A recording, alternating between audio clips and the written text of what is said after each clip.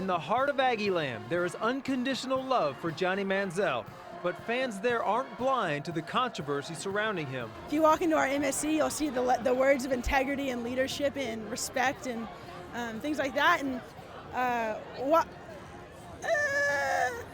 don't know. I'm torn. It's questionable. He's young. We all had fun in college.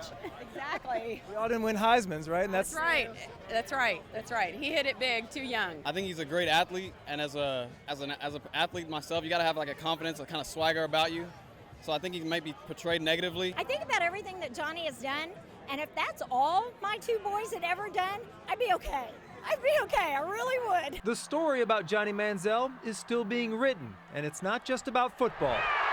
Another big chapter is in the books after playing #1 Alabama. It was a loss, but what a loss. After blowing an early 14-0 lead, Manziel and the Aggies roared back from a 35-14 deficit to get to within a touchdown. Manziel threw for a career-high 464 yards and a career-high 5 touchdowns, and he did it against the best team in the country. You know, his play was Johnny-like.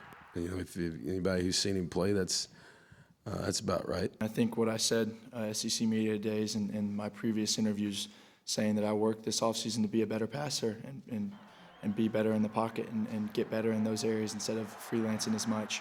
I think you can look at today in the games that we had previous to say that happened. Answering questions about what a good game you played is easy. It's harder to answer questions about the autograph scandal, and Manziel chose not to. No, I'm not answering any questions about it. This isn't the time to really answer that. And Coach Sumlin had said that you weren't going to meet with us earlier this week at the advice of your family and attorneys. Has that changed, or what was the logic there? What was the story there? I don't know. I'm told what to do. He came in and wanted to talk about this game and his teammates, so if you want to honor that, we'll take those questions. If not, we can go ahead and end this quickly. I know who I want to win. Texas A&M's only other Heisman winner, John David Crow, spoke with fans and signed autographs before the game.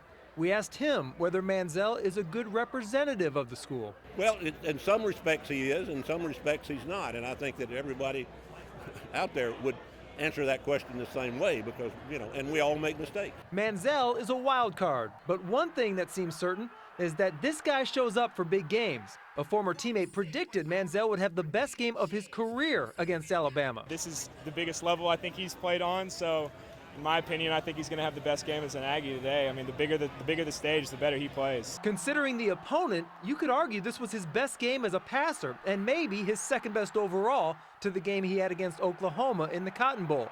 It wasn't perfect, and neither is Manziel, but he's an Aggie, and those fans love him regardless.